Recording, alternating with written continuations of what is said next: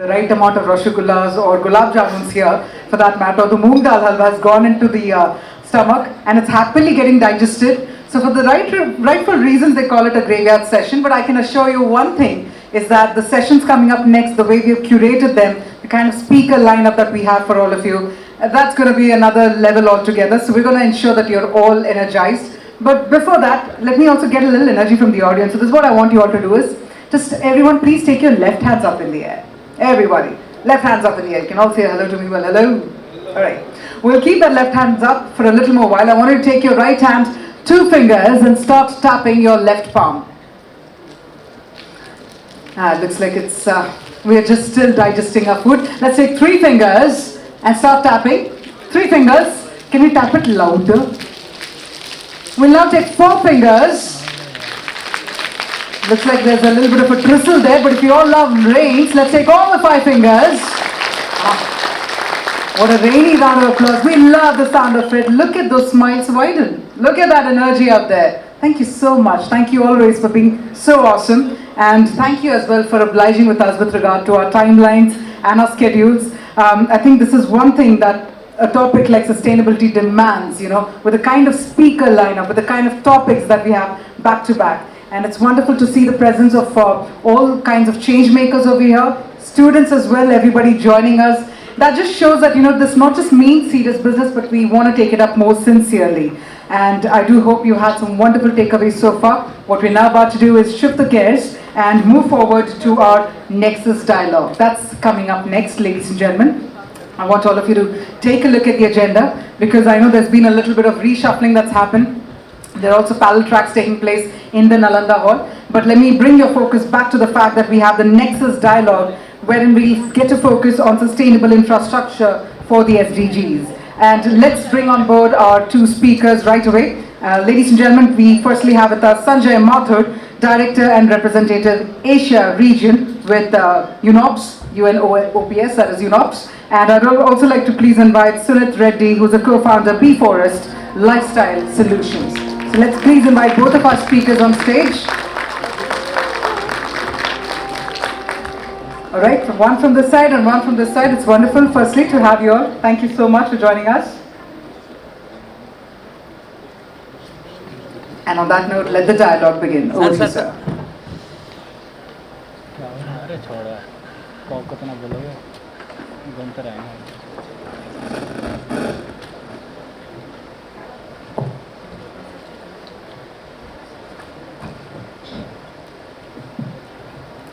Well, good afternoon. It's a pleasure to be here today, and a pleasure to be here with you, Sunith.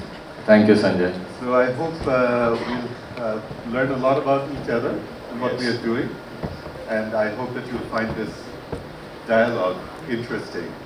Once again, our focus is on sustainable infrastructure, and let me begin, if it's okay, Sunith, by asking you a little bit about what you're doing. You're the co-founder of Beforest, and I know that you have a very interesting and innovative story. So please tell us a little bit about yourself. Thank you, Sanjay. It's a pleasure talking to you, and I know the learning is going to be more on my side than yours. But I'm the founder of a company called Beforest. We started in 2018, and we are into sustainable development of landscapes. We closely mimic nature. We set up things, what is referred to as a food forest. Most of you already know that forests are something that are closed, self-fulfilling cycles. They're not supported by anything from the outside. Nobody, for example, waters them. Nobody provides food or manure or anything, but they survive. Come rain or fire, they still survive, whereas farms don't. And Beforest is exploring this idea that what if a farm behaves like a forest? Can it be more resilient? That's the starting point of our journey. But as we have set up more and more of these farms, we've realized that once you have your basics covered, which is food, water and power secure in that landscape, you start moving up the hierarchy and start setting up more opportunities. You create more jobs, you create more infrastructure, more skills, and we hope to sort of bring in a cycle where there are enough opportunities in the village where the youth of the village aspire to actually stay there, rather than taking the option of moving to the villages themselves. So that's what we do. But I would also like an opportunity to ask you and learn from you about what you do, and please tell us a bit more about UNOPS. Thank you, Sunith. That's very interesting, and I actually want to discover a little bit more about what you're doing. But let me first introduce what I am doing. I'm working with an organization which is a UN organization called UNOPS, United Nations Office for Project Services. We are an agency of the UN system with a mandate which is 3 pillars. The first pillar is infrastructure, the second is procurement, and the third is project management. So we are, I think, one of the few agencies with such a mandate. Normally you would hear about agencies which are, like UNICEF, dealing with children, or WHO, health. We have actually a cross-SDG mandate, and our focus is usually on implementation. And as you heard, our first pillar, the first pillar I cited is infrastructure. So we are actually heavily involved in infrastructure-related implementation of programs, but also advising governments on infrastructure and bringing in, how would I say, new thought processes, new approaches to assessing infrastructure, how to manage these assets. And we are working across the world. And as I said, I'm covering Asia and the Pacific. So this is roughly an overview of what UNOPS is. That's amazing. I wanted to ask you, I wanted to dive a little deeper on this about infrastructure creation itself, and understand what your take is on, are we still centered around, is infrastructure development getting focused more and more in a few centers like the cities, or are we trying to, the primary paradigm being let's spread it out more people need access to it? Of course, there is rapid urbanization across the globe. So, of course, there's a strong need for infrastructure and good, resilient infrastructure in the urban areas. But, of course, we need strong infrastructure across board in rural areas also. So we are actually concentrating across board. But, of course, there's a strong focus on the urban areas. I also wanted to say that when we're looking at infrastructure, we're not just looking at one asset. We have a systems approach to infrastructure. So infrastructure is not standalone. It is part of a whole system. And as such, let me give you an example. A hospital by itself is an asset, but it's not alone in the system. If you have no water supply to the hospital, it will not work. If there's not proper waste management, it will not work. Furthermore, when we're talking about infrastructure, we are talking about assets that have a long life. And as such, what we are also promoting is green infrastructure. There's a huge need for green infrastructure. And a hospital, since we are talking about a hospital, doesn't have a life of 5 years. It has a life of 50 plus years. So it is going to be there.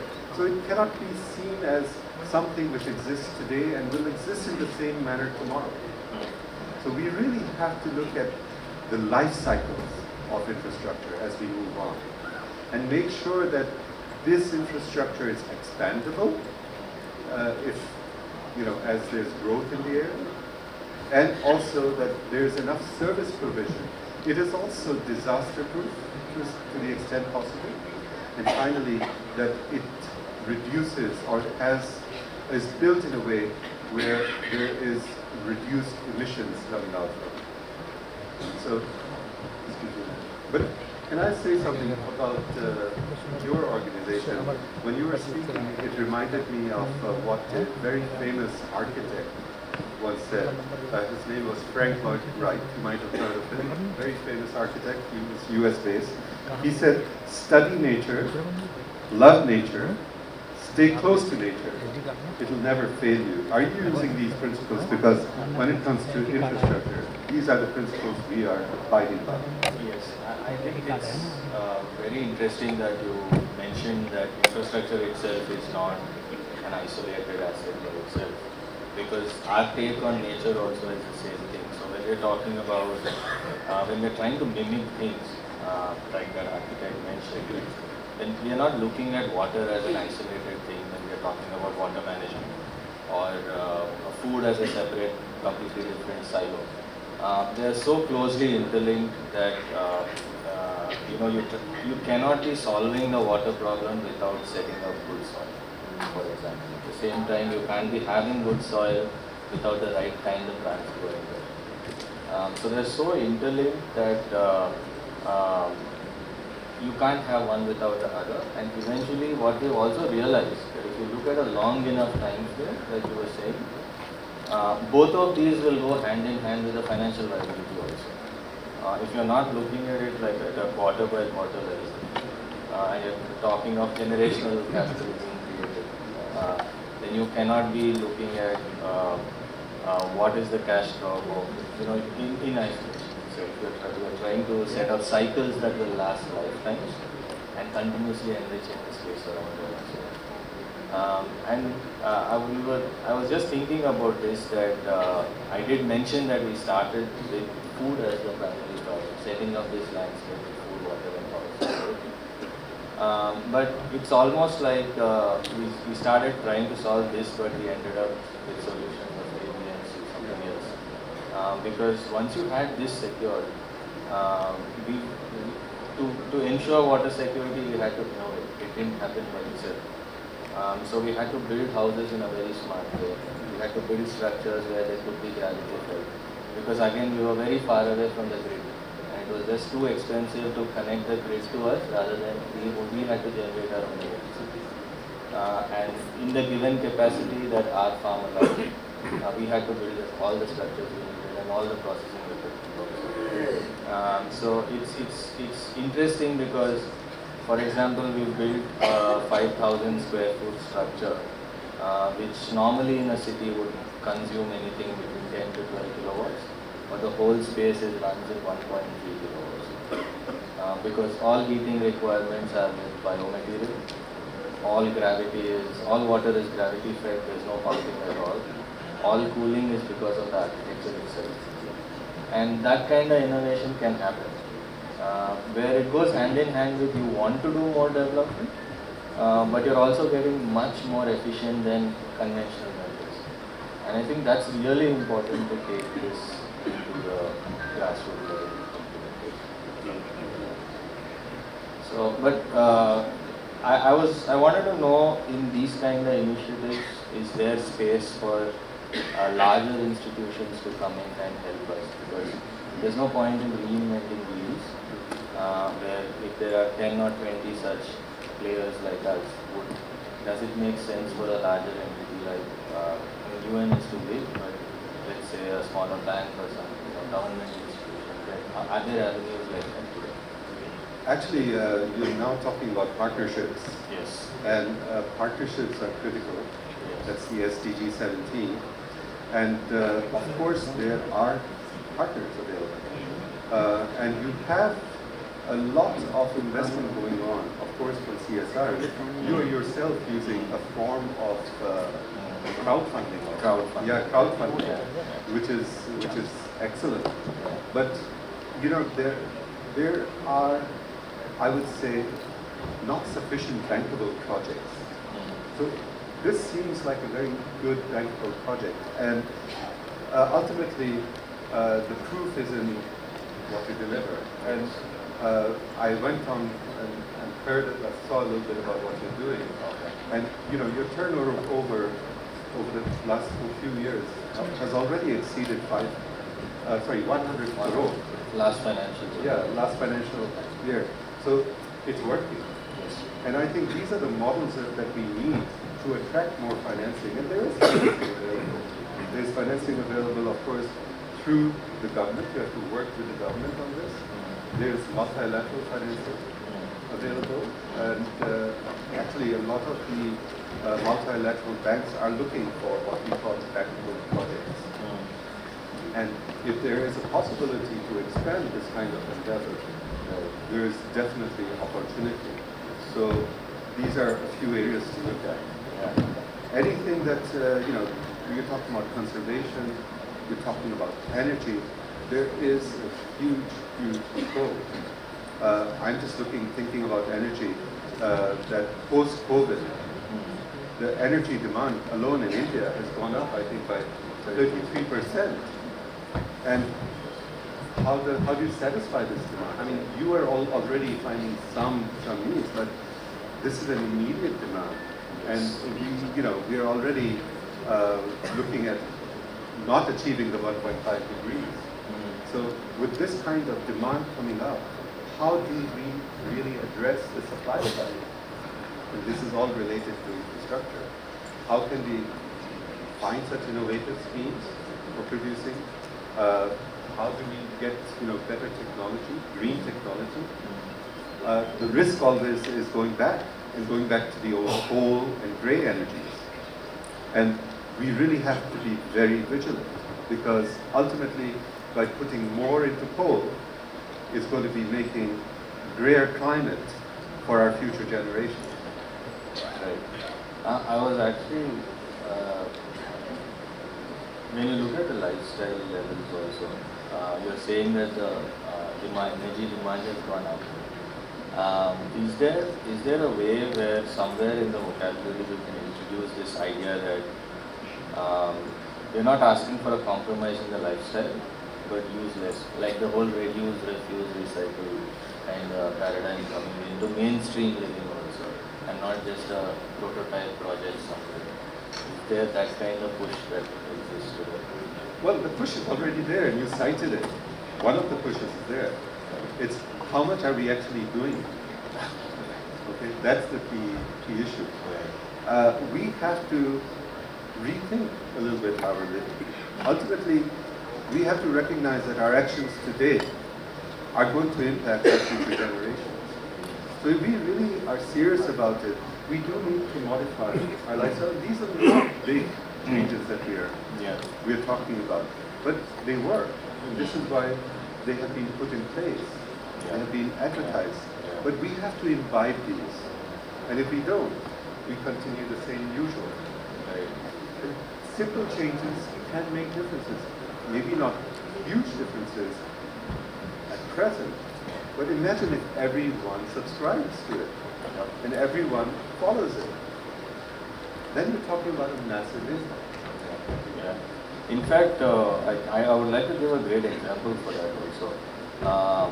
When we were trying to create a forest system, we tried to understand what makes a forest behave like a forest. And the key to it seemed to be good soil. And by good soil, we mean living soil, not just mud, with enough carbon, enough microbial activity happening. And when we compared a farm and the forest, which were really separated by just about 100 meters or so, there was a soil carbon content difference of almost 3%. Like one was at 0.3, the other was at 4. And they were really 100 meters away. And the difference was physically visible when you put your finger down, you see moist soil in one place, in the other place it is dry. As we did more research and tried to understand what that soil carbon content means, we realized that every 1% increase in that soil carbon content actually adds about, for us in our location, around 700,000 liters of water access per year per acre. And then we started looking at carbon sequestration, and it just opened up our minds to this whole possibility where if just our village, which is about 7,000 acres, were to move from that 0.3 to 4% carbon content, it adds up to 6 million liters of water. And sorry, not 6 million liters of water. It was a water budget for 6 million people. Annual water consumption for 6 million people downstream. So just our village, one small incremental change, and it's possible to move. It probably will take 5 years to move from that 0.3 to 4%. But that immediately transforms, gives water to, like, this is the missing piece of missing water today. Just yesterday we had a bandh in Bangalore for Kaveri, the fight for Kaveri water. We won't have that if these kind of projects were implemented at large scale, village by village, small changes. And this can solve a very big problem, a recurring annual problem. So for us, this was a real, complete aha insight into how life can be so much easier without depending on an external agency to be giving it. Everyone can solve their own problem. Indeed. And how did you work with farmers? Because ultimately it's the farmers who have to change practices. Correct. That's again, so we went in with, obviously we were all city-bred, research-oriented, Google knowledge, and we went in trying to profess things, but that didn't work, that didn't fly, because those guys are working with a lot of generational wisdom, and we coming in and saying don't do it this way, that didn't work. So what we wanted to, this was a simple use case where it started, where one of our sites was in the driest area in Telangana. It receives less than 600 millimeters of annual rainfall. But the farmers were still growing 3 seasons of paddy, which means just because they had free electricity for pumping water continuously. So now what happens is, when you go and tell them don't do this, it's not going to fly. So one of the suggestions we got was, and it worked really beautifully, is we sort of, as CSI, we distributed a rain gauge in every household in the village. And then the conversations shifted, the casual free conversations, after work conversations shifted into, my rain gauge was reading 2 millimeters today. What is yours? And then the water consciousness got wired in subconsciously. Where if you don't get enough rain, and when you try looking at 2 millimeters, what does it mean when it's spread over an acre? How much water does a 1 acre farmer get? And he's continuously pumping groundwater. He's suddenly beginning to realize that, without anyone telling him, that he's actually banking out 10 years of savings, 20 years of savings. So then we had this big dashboard in the village which actually started saying, this is what we've used, this is the rain we got. And very quickly we realized that, if we keep on doing this, there will be power coming in from the government, but the borewell won't be deep enough to get into the water table. The aquifer will go dry. So that's when the curiosity came about with our proof of concept. Because while all this was happening, we were still there with our water security. We never had to dig below the ground for water. Our lake was giving us all the water. And then the curiosity started about, what are you guys doing? And we started transmitting that message. So that's very interesting, and since we are also talking about working with communities there, I'll also give you an example related to infrastructure.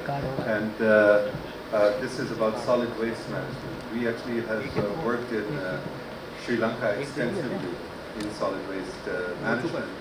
And at one point we had this program working with communities in 24 districts of the country, where we started the community-oriented program, which was highly successful, and which actually brought communities together. And we also noted that once you give ownership, there are lots of changes that happens within the community. So this is a multi-racial, multi-religious community. We found that people were not talking to each other because of these differences. We're finally talking to each other. We also found greater empowerment of women, because women are dealing with water and waste significantly. We found actually that because the ownership was inherently taken by the community, the villages and districts became cleaner altogether. And it just shows that infrastructure brings people together, and often brings them together despite having had differences, because there's a common good. That's simply a very nice way to look at it. Not often that we look at infrastructure as a tool to bring people together, but this is a great example. And yeah, I think I agree with that also. And what we don't realize often is when we have to solve our own problems, I think the outside constructs of the discrimination or the gender disparity, all of that disappears because there is a task to be done and we have the complete ownership of it. There's no one else who's going to come and do it. And I think in that sense, yeah, you're right, infrastructure can be a binder also. Yeah. And we don't have to innovate hugely. We know already a lot. It's how we implement it that matters. So overall, I think there is so much to be done across the country, but across the region. I do want to raise one thing, which is we did talk a little bit about partnerships, and it is very, very critical. I think that we really explore across regions partnerships. Environment doesn't have borders. Okay? And what we do in one country impacts another country. So it's so important that we work together.